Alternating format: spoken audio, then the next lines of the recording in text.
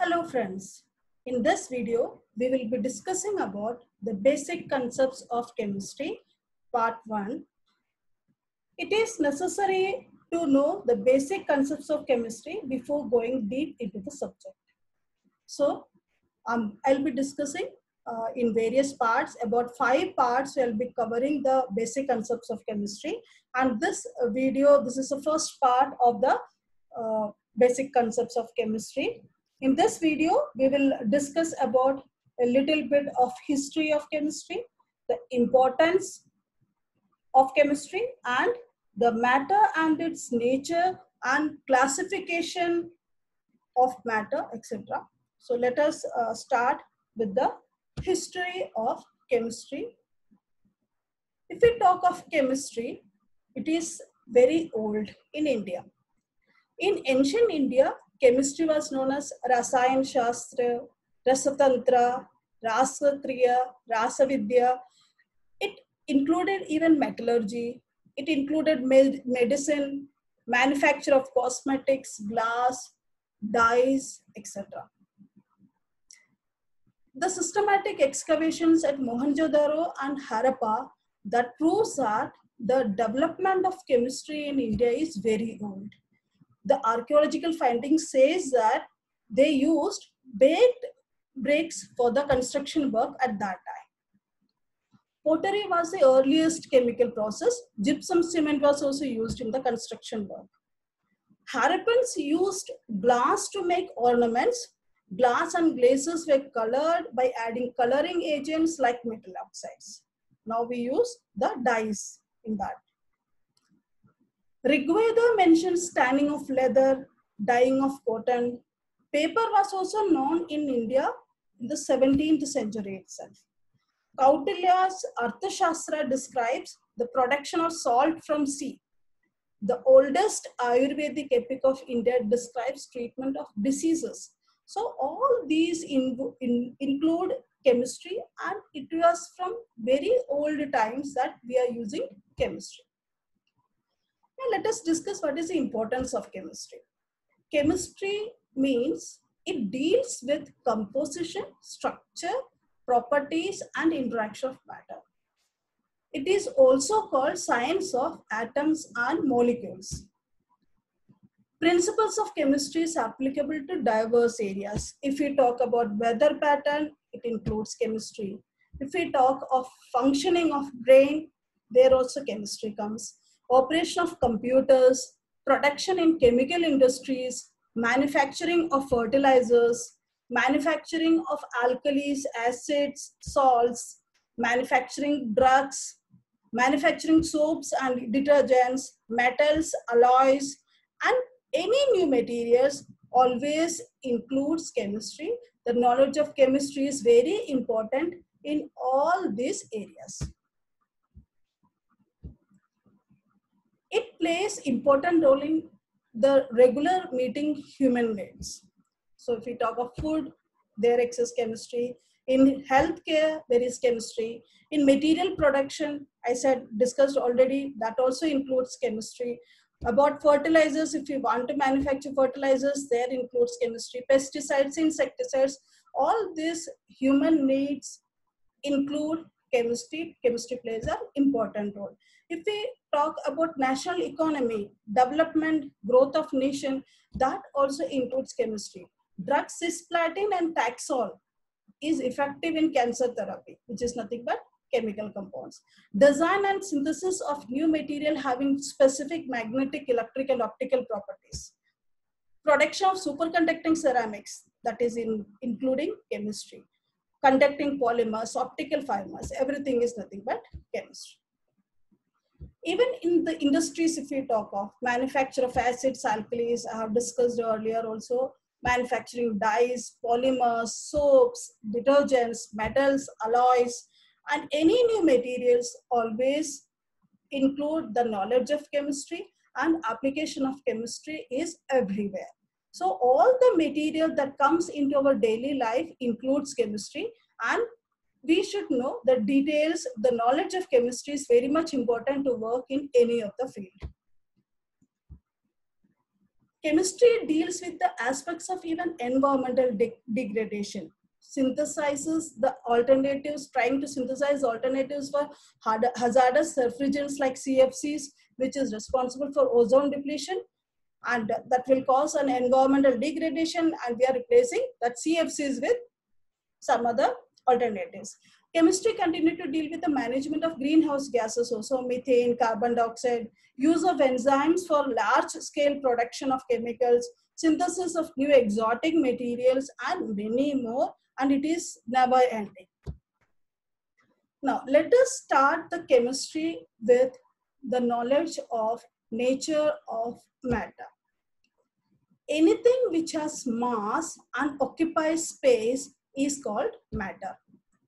Matter can exist in three forms. It can exist in solid, liquid, and gaseous forms. This you have already studied in earlier classes also. So in solid form, the particles are held very close to each other in an orderly fashion. It is tightly packed. It is not compressible. It has definite volume and definite shape. You can see the pattern. It has an orderly fashion. The pattern is very orderly. It is tightly packed. It has definite volume and definite shape. In case of liquids, the particles are close to each other, but they are not very tightly packed. It has definite volume, but do not have a definite shape. It will take the shape of the container in which we put the liquids. See, the particles are a bit different pattern. Here it is tightly packed, and this here it is a little bit loosely packed. The particles are far from each other as compared with that of the solid. If we talk of gases, the particles are very much far apart as compared with that of solid and liquid. And their movement is very fast. It is very easy. It do not have any definite volume. It do not have any definite shape. They completely occupy the space of the container in whatever we take the gases. The particles, see, they are very much far apart as compared with that of solid and liquid. And its movement is also very easy, because of which they do not have any specific volume or shape. So by changing the condition of temperature and pressure, we can interconvert these three states of matter. Like we can convert solid into liquid, liquid into gas, gas into solid, and vice versa. Okay, so you can see this. Now, next, let us talk about the classification of matter. Matter is classified into two categories: pure substances and mixtures.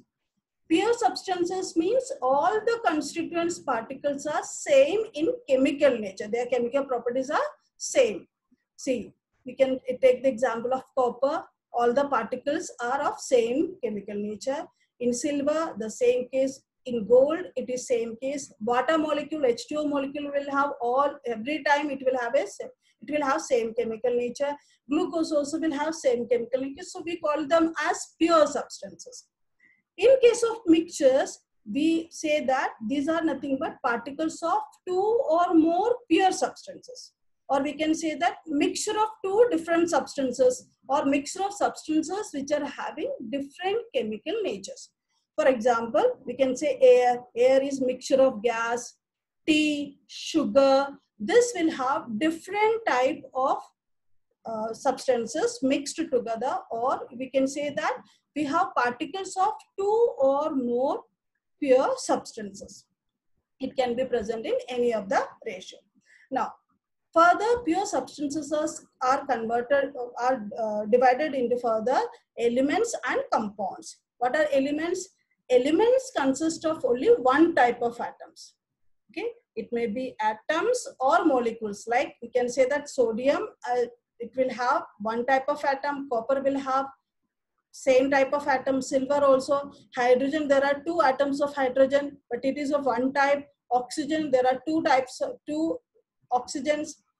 But in terms of compounds, we have two or more atoms of different elements combined in definite ratio. properties of compound will be different from that of the constituent element. See, this is water. We have two different elements, that is hydrogen and oxygen. Hydrogen and oxygen will combine to form water. This will have a different property as compared with that of hydrogen and oxygen. If we talk of ammonia, ammonia is formed from nitrogen and hydrogen. So it will have, ammonia will have a different property. Nitrogen and hydrogen both are having different properties. CCl4, carbon tetrachloride. In case of carbon tetrachloride, we have carbon and chlorine. Carbon and chlorine have different properties, and CCl4, that is carbon tetrachloride, will have a different property. So we are having two or more atoms of different elements combined together in the definite ratio. They are called as compound, and their properties will be always different from that of the constituent elements. Now, if we talk about mixtures, mixtures are also two different types: homogeneous mixture and heterogeneous mixture. In homogeneous mixture, the components are completely mixed with each other. Particles of components are uniformly distributed. You can say sugar solution. We can say air. In sugar solution, if you mix sugar into water, and if it is completely mixed, we cannot distinguish between sugar and water. It is completely mixed. It is a homogeneous mixture. It is completely mixed so that both the constituents, both the components are not separately visible. So we can say that they are homogeneous mixture. In case of air, we have different constituents in the air, various gases, oxygen, hydrogen, nitrogen, but we cannot distinguish between all these gases. They are completely mixed with each other, and it looks homogeneous. It looks uniform. So such type of mixtures are called homogeneous mixture. In heterogeneous mixture, the components do not mix properly with each other.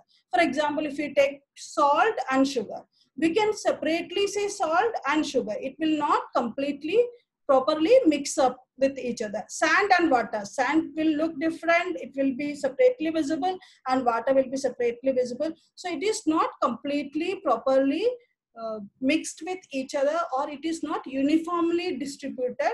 So the constituents are separately visible, and it is not properly mixed up. So such type of mixtures are called as heterogeneous mixture. Now let us understand with some more examples. See, in case of elements, if we talk of, we are going to discuss all the type of examples. Let us talk of at first elements. Same type of atoms. Elements mean same type of atoms. Calcium, it's an element. Iron, it's an element. Ozone, sulfur, phosphorus, chlorine, bromine, nitrogen, fluorine. Ozone has 3 atoms of oxygen, but it has same type of atoms. It is called as element. Its atomicity is 3. Number of atoms present in that molecule is 3, but it is of same type. Sulfur, S8. Phosphorus is represented as P4. All these elements, we can say they are nothing but the elements that is having same type of atoms. In terms of compounds, if we talk, we have different elements combined in different proportions. If we talk of H2SO4, it has hydrogen, sulfur and oxygen mixed together in a proper proportion to form sulfuric acid. So it is a compound. Okay, we have different elements, atoms of different elements in the compounds. HNO3, nitric acid, C6H12O6, C12H22O11, HCl, hydrochloric acid, water. All these are called as compounds because it has more than one element in that. So they are nothing but the pure substances. Now, in this mixtures, we discussed about 2 different mixtures, homogeneous mixtures and heterogeneous mixtures. Let us discuss some more examples of homogeneous mixtures. See, sugar solution in water. Sugar is completely, if you mix up with water, then sugar cannot be visible until and unless you taste it. We cannot say that it is a sugar solution or it is a salt solution. If we say it is completely miscible in water. So it is uniformly distributed. It is completely mixed up with each other. So we call it as homogeneous mixture. Alcohol, it is completely mixed up in water. So it is not separately visible. Lemon water. Brass alloy. Brass alloy means it is a combination of copper and zinc. It is completely an alloy that is having two different metals, that is copper and zinc. And bronze alloy, it has copper and tin. So it is not separately visible. Copper and tin both are not separately visible. The alloy will look, it's homogeneous mixture of copper and tin, and it is not separately visible. If we talk about heterogeneous mixture, oil in water. See, oil cannot get mixed up with water. It will always float in water. So you can say that in water, there is oil droplets formed. So we can distinguish both these. And so it is not homogeneously mixed up. So we can say that it is a heterogeneous mixture. It is not properly uniformly mixed up.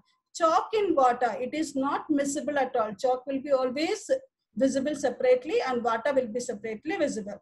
Kerosene oil and water, that also will float on water, and we can separately see that there is some two different substances are mixed, which is completely it is not completely miscible, and it can be seen separately. Sulfur powder and iron fillings, you can differentiate between those two. Smoke contain unburned carbon particles. Smoke, in that we have air and unburned carbon particles in the air, so it looks black. We can see that there is some particles present in the air, so that is not completely miscible, so we can say that it is a heterogeneous mixture. Let us take some more examples so that it will be properly cleared, the topic will be clear to you. For example, if we talk about solid and solid, I'm mixing up all the different components, solid, liquid, gas, all these are mixed up. So solid and solid, if we talk of, we have an example of brass and bronze, as I have discussed in the previous slide. The combination of copper and zinc, it is completely homogeneously mixed up. The alloy, we call it as brass, copper and zinc mixture. Copper and zinc both cannot be separately seen in the mixture. So we can say that it is a homogeneous mixture, similar with that of bronze. So solid and liquid, again we have discussed the example, salt solution, either salt solution or sugar solution. Both these solutions, if we talk of, we cannot say that there is something mixed up in water until and unless you taste it. Okay, so it is a homogeneous mixture, and salt is not separately visible, neither nor the sugar is visible. So similarly, the other examples are solid and gas ice cream containing bubbles of air. Then liquid and liquid alcohol in water, it is completely visible. Moisture in the air, it is not visible. Aerated drinks, in this we cannot differentiate the gas and liquid. And gas example is air, mixture of various gases is air. All these examples are nothing but examples of homogeneous. If we talk about heterogeneous examples, solid and solid, soil and rocks can be separately visible. Sand and water separately, it can be separately visible. Dust particles in air can be seen clearly. So we cannot say that it is a homogeneous mixture, so we call it as heterogeneous in nature. Kerosene, always it looks different than that of water. We can say that there is some droplets in the water which is not getting mixing up with the water. So it is a heterogeneous mixture. Mist, droplets of water in the air, there also we can say that there is something in the air that is clearly visible. Thank you. That's all for today. We'll come with the next video of part 2 soon.